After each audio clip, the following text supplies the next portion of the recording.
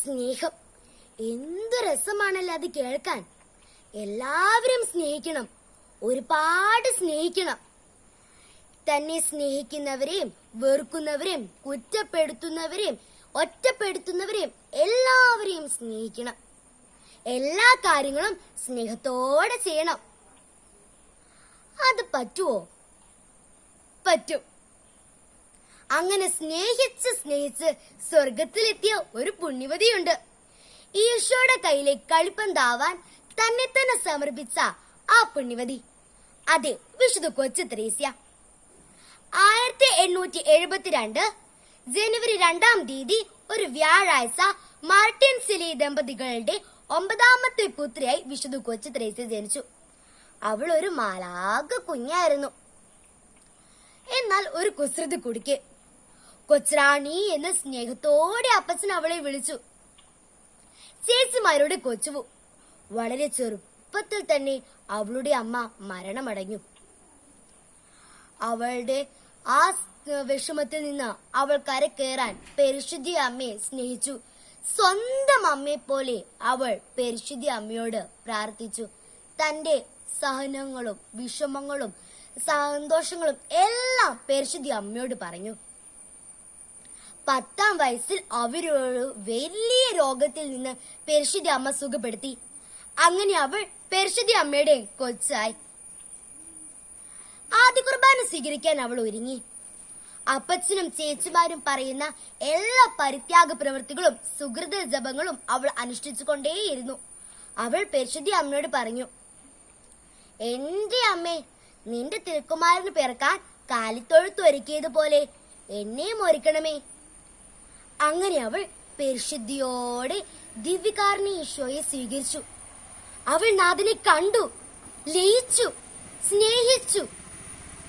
14ാം വയസ്സിൽ മാർപ്പാപ്പയുടെ അനുവാദത്തോടെ അവൾ കർമ്മലാ മഠത്തിൽ ചേർന്നു. തന്റെ എല്ലാ അസ്വസ്ഥതകളും വിഷമങ്ങളും സന്തോഷങ്ങളും എല്ലാം ആത്മാക്കളുടെ രക്ഷയ്ക്ക് വേണ്ടി അവൾ സമർപ്പിച്ചു. ഒരു ദിവസം സിലൻ ചേച്ചിയോട് അവൾ പറഞ്ഞു, ചേച്ചി, നമ്മുടെ ജീവിതത്തിൽ വിഷമമില്ലാത്ത ഒരു ദിവസം തെറ്റാണല്ലേ, ശരിയല്ലേ? സിലിൻ ചേച്ചി അവളോട് ചോദിച്ചു, എന്താ മോളെ നീ അങ്ങനെ പറഞ്ഞത്? അവൾ പറഞ്ഞു, ആ സഹനവും നമുക്ക് ഈശോയ്ക്ക് സമർപ്പിച്ച് സ്വർഗത്തിൽ കുറെ ആത്മാക്കളെ നേടാലോ. അവൾ എല്ലാവരെയും സ്നേഹിച്ചു, എല്ലാം സഹിച്ചു, എല്ലാവർക്കും വേണ്ടിയും പ്രാർത്ഥിച്ചു, സകലതും പരിത്യജിച്ചു. അവൾ അസാധാരണമായ കാര്യങ്ങൾ ഒന്നും ചെയ്തില്ല, സാധാരണ കാര്യങ്ങൾ മാത്രമേ ചെയ്തുള്ളൂ. പക്ഷേ അത് സ്നേഹത്തോടെ ചെയ്തു. അവളുടെ സ്നേഹ പ്രകൃതി കൊണ്ടും അവളുടെ പ്രസന്ന ഭാവ കൊണ്ടും എല്ലാവർക്കും അവൾ ഇഷ്ടപ്പെട്ടു. അവളുടെ പോളിസി എന്താണെന്നോ, മറ്റുള്ളവരെക്കാൾ ഏറ്റവും കൂടുതൽ തനിക്ക് ഈശോയെ സ്നേഹിക്കണമെന്ന്. അങ്ങനെ മറ്റുള്ളവരെയും തനിക്ക് ഈശോയെ സ്നേഹിക്കാൻ പഠിപ്പിക്കണമെന്ന്. അങ്ങനെ 24ാം വയസ്സിൽ 1897 സെപ്റ്റംബർ 30-ാം തീയതി അവൾ മരണമടഞ്ഞു. പ്രിയ കൂട്ടുകാരെ, വിശുദ്ധ കൊച്ചു ത്രേസ്യാനെ പോലെ നമുക്കും സ്വർഗത്തിൽ പോവേണ്ടേ? ആദ്യം പരിശുദ്ധ അമ്മേനെ കട്ടയ്ക്ക് കൂട്ടുപിടിക്കുക.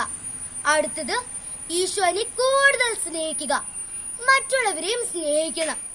എല്ലാ കാര്യങ്ങളും സ്നേഹത്തോടെ ചെയ്യണം. അങ്ങനെ നമുക്കും സ്വർഗത്തിലെത്തിച്ചേരാം. എല്ലാവർക്കും വിശുദ്ധ കൊച്ചു ത്രേസ്യയുടെ സ്വർഗാരോപണ തിരുനാൾ വിശുദ്ധ കൊച്ചു ത്രേസ്യയുടെ തിരുനാൾ ആശംസകൾ നേരുന്നു.